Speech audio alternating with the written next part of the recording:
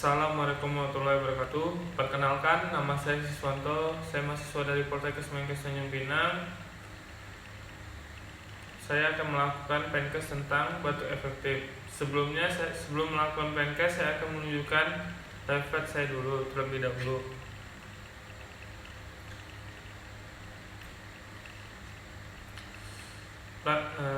Pengertian batu efektif yaitu latihan mengeluarkan sekret yang terakumulasikan dan mengganggu di saluran napas dengan cara dibatukan.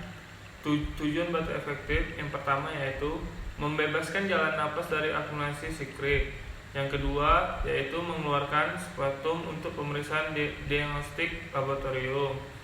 Yang ketiga yaitu mengurangi sesak napas akibat akumulasi sekret. Peralatan yang diperlukan yang pertama yaitu tempat sputum, 2 tisu, yang ketiga stetoskop, yang keempat enscoon, yang kelima masker, yang keenam air putih hangat. Langkah-langkah kerjanya yaitu yang pertama meminta klien meletakkan satu tangan di dada dan satu tangan di perut.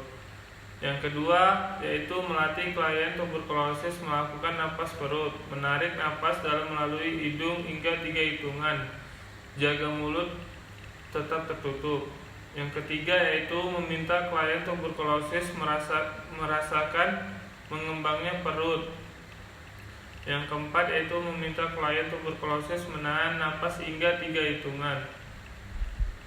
Yang kelima, meminta klien tuberkulosis mengembuskan napas perlahan dalam 3 hitungan lewat mulut, bibir seperti meniup. Yang keenam yaitu meminta klien tuberkulosis merasakan mengempisnya perut.